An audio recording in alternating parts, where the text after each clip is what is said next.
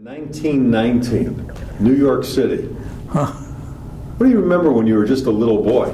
I was born actually in Manhattan, and on the Lower East, what they call the Lower East Side.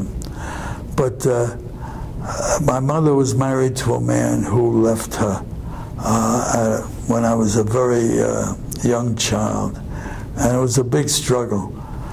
She moved to New York, where she had two younger sisters, and got them to agree to watch me while she went and tried to get a job and earn a living.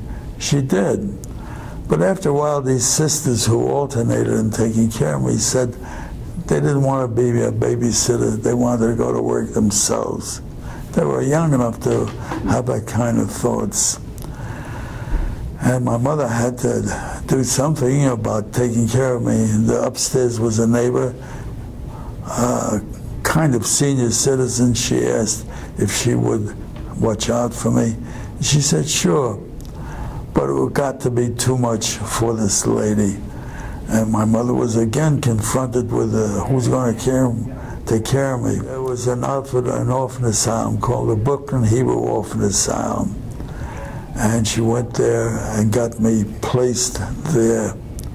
I was there for a year, and she would come every Sunday for a visit with a big bag that she struggled with what she thought would be goodies, fruit, candy, so on. But at that time, there was the beginning of foster parentage. And they thought that I would be better off being a foster child. Well, I went through 5 foster parent homes. I was a bad kid, but it was mostly because I was upset about being with families other than my own. Right. Finally, I was back to the orphan asylum, and they did meet up with a woman who had a young son about a year younger than me, and there was a second marriage for her, and she wanted to get somebody who would be a companion for this son. Well, they picked up on me, and would you believe I stayed with this woman for 5 years. They were... How old were you at the time? I was about 10. It was an Orthodox Jewish family. They were very close to her parents, and very often they spoke Yiddish.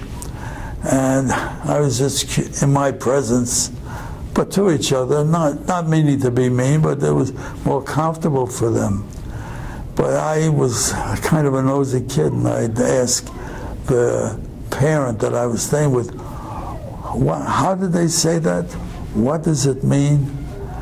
And I picked up a little bit on conversational Yiddish, which even today has been a door opener many, many times. Now, were you able to stay in touch with your mom? Yes, I was.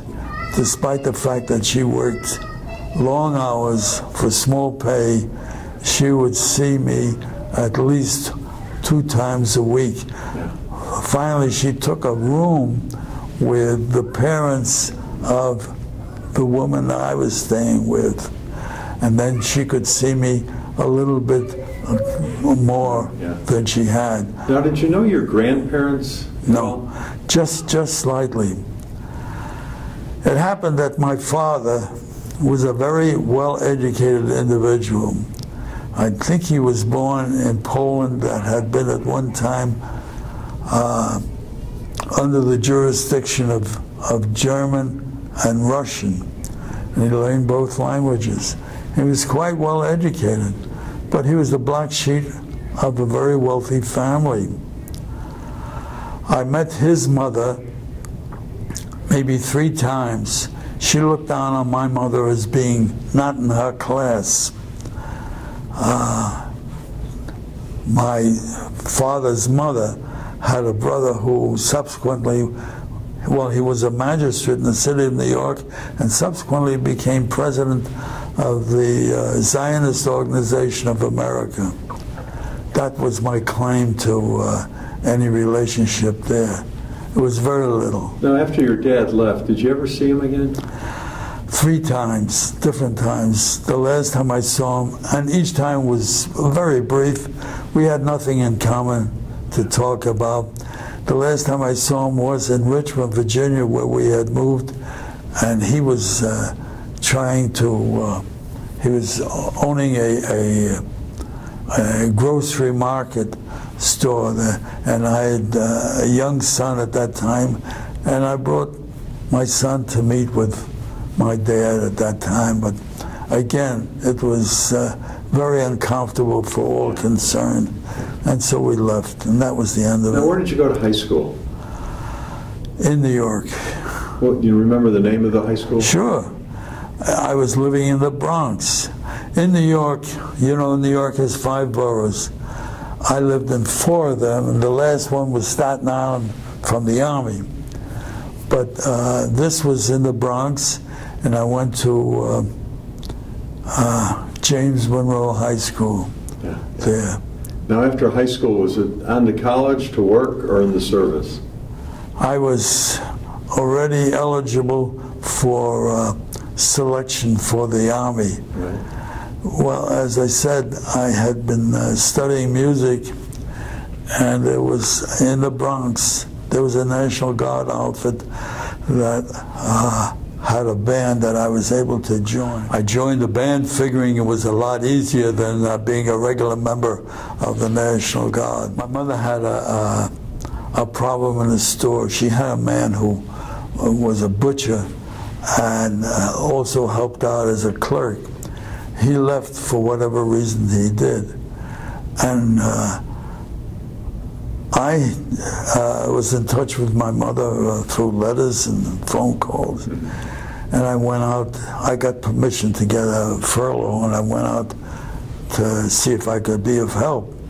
And I saw how needed it was for another individual to help my mother. Long hours, but there was an opportunity for for a living to be made. To try and do things right, I sent a letter to my commanding officer explaining why I was with my mother, and I would stay until I was able to get somebody to take my place. I figured I did what was right. Well, we finally did get a man, and I went back to service.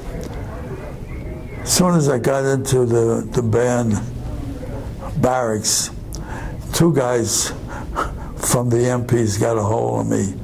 You're under arrest. Why? You went AWOL, absent without leave. I said, but I sent a letter to my commanding officer explaining the situation, so there wasn't anything to do without doing it correctly. Well, this band was part of a regiment of field artillery, big cannon. After I got out of the jail that I was in for a while, they transferred me to this to one of the companies that comprised this regiment. And I stayed there until the war broke out. I was supposed to be in the service for a year, but then Pearl Harbor came, and they took us, and they brought us the least desirable individuals from each company, and they put us on a truck going up to way upstate to New York to serve as guards against any invasion of the enemy. From there, when Pearl Harbor broke out and got to be real serious, they transferred individuals like myself who came from a field artillery unit to Fort Hamilton in Brooklyn, New York. Why there? They needed men to act as orderlies for individuals who were stationed there just prior to going overseas while they were getting prepped up for it. Right. We made beds, we cleaned the floors, but the best thing of all was we were free at night and we could go into New York. Well, you went into New York, and I'm from New York, so I was pretty comfortable. But people then were very generous to military people. Right. The first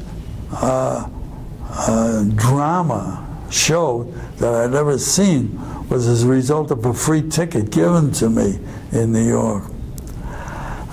All kinds of things were made easy for us. When did you come to Dallas? 55. In 55. Was it a culture shock for you to come to Dallas from being from New York? No, because essentially I'm an individual.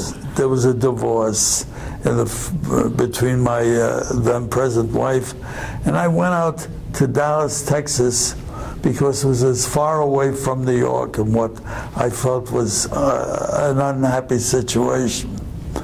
There I bumped into a fellow on in a swimming pool at University Park who I sort of looked at because his speech was full of New York expressions and sounds. And I introduced myself to him because I didn't know anybody there, and we're in the pool. And he was kind enough to sort of take me under his wing to get started in New York. And he introduced me to a fellow who sold who was also from New York, but sold children's wear. And he said, go speak to him. He might be able to help you get into the apparel business, and you could find a way of eating regularly. Well, I did. And this fellow really guided me. He was an embroiderer, essentially, but he did things on dresses, on children's dresses, that really made them quite attractive. And I began to acquire a clientele. But the one thing I didn't like was the fact that I was on the road 6 days a week, and I had no chance to get established here.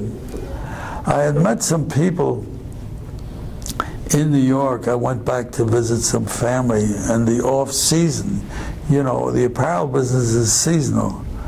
And when the season is over for you, it's because the ones that you sold it to want to sell what you sold to them. So either you're successful and you could do things that you'd like to do, or you're not successful and you just stay put. I was both. At first I wasn't so successful. Later things got a little bit more successful, and I went back to New York to visit family. Drove there. It took me 2.5 days to go from here to there, because I wasn't used to driving big lengths. I met some people at Grossinger's who were Jewish individuals from Canada, from Toronto. It was pleasant speaking with them, knowing them for the duration of the stay. And they said, if you ever get a chance, come up to Toronto, and we'll show you the town, and it'll be something nice to visit. Well, I said, thank you, and so on. A couple of visits later, when I again was back in New York and had driven there, it was a rainy day. I was in the barber shop, and I said, gee, what am I going to do with myself? I think I'll try and go up to Toronto. And these people that I had met initially were very hospitable in a little bit. And I liked what I saw there. It was a beautiful city, had all kinds of culture. And I said, gee, maybe I could get established here and I wouldn't have to travel if I could get some good selling lines, to put it simply, and act as a representative and try and get them franchised by Canadians here. Well, I went back to New York and I did manage to get a couple of what I thought were good lines. I introduced them to some of the people that I picked up from the Yellow Pages in Toronto. They liked what they saw, but they couldn't budge. They're very, very careful, which was understandable, but meanwhile my capital was going fluid. I had to do something. Well, there are a lot of what they called newcomers, people who came from overseas to Toronto because they heard of its reputation. And I said, gee, maybe I could establish some sort of a club where these newcomers could meet each other and have a chance to get settled. I started into something like that. And I borrowed some money from my mother, and I used it to get me some newspaper exposure, and to get some individuals who would act on my behalf, recognizing the helpfulness this would be towards these newcomers getting established in Toronto. Well, for the time being, I did a few things right. And when I opened up, there were like 600 people there. And I'd gotten 4 musicians to play music that is danceable, which would be a helpful way for these individuals to meet, possibly, to get started and so on. This went fine for a few months, but these newcomers didn't have much money, and they couldn't afford even the very modest prices that I was asking. And so it blew apart, and I went back to New York and picked up some lines. Again, in children's wear, I had a reputation for being a productive individual, and that stood me in good stead. But a friend of mine here in Dallas, a transplanted New Yorker, said to me, he said, Jack, he says, you know, it takes as much effort to sell a children's wear dress as it does a ladies' wear. And there's more money to be made from ladies' wear because the selling price is more. Food for thought. And I did decide to get started in the ladies' end of it. I went as a so-called junior salesman to kind of learn the ropes. And I did that for about 6 months. And then I started to do what I did initially when I wanted to get established in children's wear. I checked on ads that appeared in Women's Wear Daily to see who was interested in getting representation here. And I put together a few lines, got some draw, and that's how I got established. It was a big struggle, but my stomach said, hey, we got to continue, and I had a son at that time, so that was an additional incentive. Now, you were married 3 different times and you have 3 children. Where were your kids born? My eldest child was born in New York. The other 2 were born here. Okay, so one of them from your first wife? The other 2 were from my third wife. Now, in your lifetime, there's been so much advancements in technology. Is there something that came along when it did that you went, wow, how did we ever get along without that? Was there like an invention that really amazed you? Well, just living in Dallas. I came to Dallas in 1955 when it was dry city. And the city of Dallas was really nothing too exciting. To me, I had in New York the opinion of coming to Dallas, a cowboy sitting on a fence post in front of Neiman Marcus, you know, that sort of thing. Well, of course, that was silly. But when I came, it was a dry city and very relatively uninteresting. What made Dallas bloom was when liquor became allowable, so on. I mean, just before that, to give you an idea, there was 1 Chinese restaurant in the whole city of Dallas.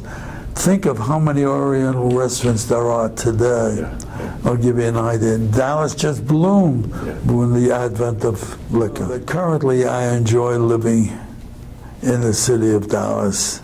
Now, in your lifetime, you've lived through so many momentous occasions. You know, World War II, the Kennedy assassination, the moon landing something good in '69, of course, the tragedy of 9/11. Was there something that really stood out that affected you, that you know exactly where you were when it happened? When I was in the women's apparel business, I became successful with one line. It's a seasonal activity, and it allowed me to travel and enjoy what kind of a life I had being by myself. I was already divorced, and I enjoyed the opportunity to do that. Okay, Jack, you have the 3 children and 2 grandkids. What advice do you want to leave to the next generation? Be gentle, be curious. That's as good as I can say it. You did a great job, man. It's a shame I couldn't get you to talk.